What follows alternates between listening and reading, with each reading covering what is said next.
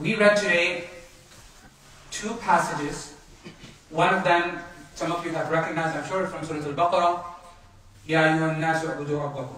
And the second passage that I read was actually a surah on its own, not just a passage, the famous Surat al-Kafirun. Those two passages are actually related to each other.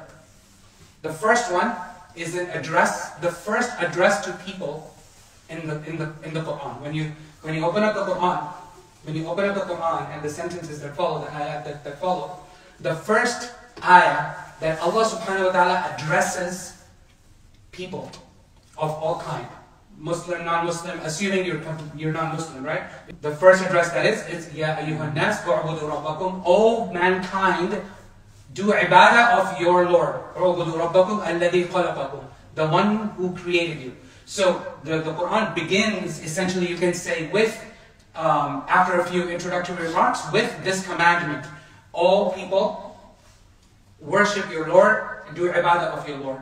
And you can say the Quran ends with a final statement that, okay, folks, you've gone through the whole Quran from front to back. And almost, this Surat al-Kafirun is the 109th surah, right? And there's 114 surahs in the Quran. The last address to a type of people is in Surat al-Kafirun. And who is it? It is the disbelievers. قُلْ يَا أَيُّهَا الْكَافِرُونَ.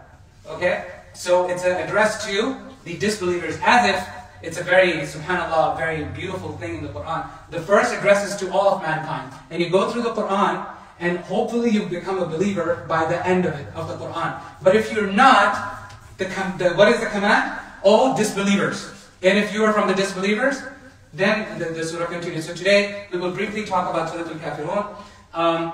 This surah has many names, just like other surahs. The names of the surahs, we should know, it is not divine, necessarily. Allah subhanahu wa ta'ala did not send the Quran down with the surahs with their names on top. There's nothing like that. Most of the names of the surahs are given by Sahaba, or those who follow them, the Tabi'un. Okay? So the surah names are not part of the Quran. So for example, you must have heard of a surah called Hamim Sajda.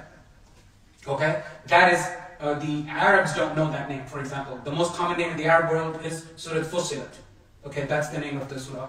But the Desi people, the Pakistani, Indian, Bangladeshi, and some others, they know that surah name is Hamim Sajda. For example, there's Surat Isra, the other name is Surat Bani Israel. There is a surah named Alif Lam Mim Sajda, and that is, we know that as Surat Sajda. Okay? For example, there's many other surahs like that, many other surahs like that.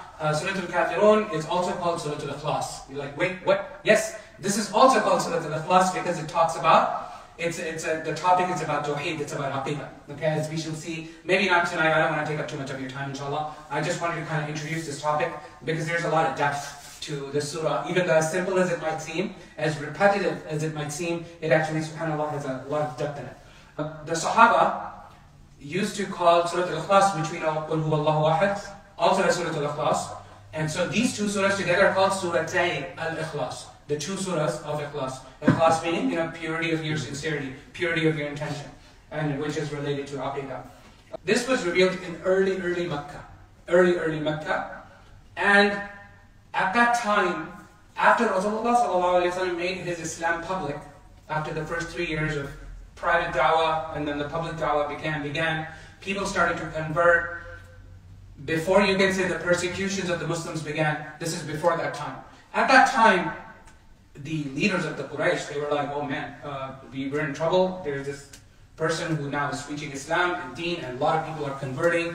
Our slaves, they had these slaves. They are going rogue on us. They're going to Muhammad and they're learning all of this. They're becoming rebellious. We need to do something about it. We need to stop it. So they used to either talk to him directly and give him some kind of deals. They used to negotiate with him, or they used to go to his uncle Abu Talib and say, hey Abu Talib, make your nephew stop. He's creating a lot of fuss for us. Okay? This is around that time. So what kind of deals did they used to make? They used to make deals like, oh, we will give you women, as many women as you want, just stop. For example, we'll give you as much money as you want, just stop. Or we will give you, we will make you a king. Stop. We will make you one of our leaders. Stop. Right? So one of the other deals was they used something called what in philosophy. So have you ever heard of the Pascal's wager? Pascal's wager? This is a philosophical concept, okay? And you know, the Quraysh used it on Rasulullah. What is Pascal's wager? Pascal's wager is that if you believe in God, two things can happen. After you die, you realize God actually exists. So you're in good shape, right? Because you believed in God, so you're in good shape because God actually exists. If God didn't exist, then you don't lose either because you believed in God, but God doesn't exist, so you're fine. So you win both ways.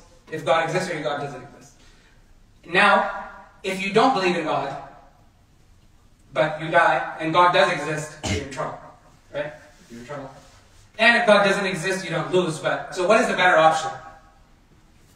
To believe, right? It's a better option. You win either way. If God exists, you win. If God doesn't exist, you win. Correct? This is called the Pascal's wager. This is by philosopher Pascal. They used this thing with Rasulullah ﷺ, and this is why the surah was revealed, believe it or not. So what did they say? They said, "O Muhammad ﷺ," obviously they didn't say sallallahu alaihi wasallam. Let's make a deal. Let's make a deal. We will believe in your God, and you believe in what we believe. So if you have something good in it, you get a share in it, and we get a share in it. And if we have something good, then we get a share in it, and you get a share in it. Get it? That was the deal they wanted to make with Rasulullah. Then the Mufassirun said this surah was revealed. Allah said, "Qul, O Muhammad, tell them, Ya ayyuhal Kafirun." So who are those people who came? There were 4 people that came. A couple of them are really famous. Walid ibn Mughira was one person. He was one of the leaders of Quraysh. And the second one was Umayyah ibn Khalaf. So these 4 leaders, they came to Rasulullah to make a deal. So they made this deal. They thought they wanted to make a deal. Then Allah subhanahu wa ta'ala revealed this according to the Mufassirun. And Allah subhanahu wa ta'ala said, tell them, Qul, tell them, Ya ayyuhal Kafirun, all disbelievers. Okay? Because you can't partially believe, right? Qul ya ayyuhal, I'm just going to do a quick translation then we'll end inshallah. Qul ya ayyuhal Kafirun, la a'budu ma ta'budun. I don't worship what you worship. Wala antum a'abiduna ma a'bud. And you don't worship what I worship. Yeah, let's get this straight. I don't worship what you worship, and you don't worship what I worship. Wala ana a'abidun ma abadtu. And I haven't been worshipping what you worship. Wala antum a'abiduna ma a'bud. And you haven't been worshipping what I worship. Lakum dinukum waliya din. To you is your way, and for me is mine. Okay, we'll just leave it at that, inshallah. There's a lot of depth in these words, inshallah. We will study them tomorrow. Subhanakallahumma wa bihamdika astaghfirullah al-hayyul qayyum wa atubu ilayh.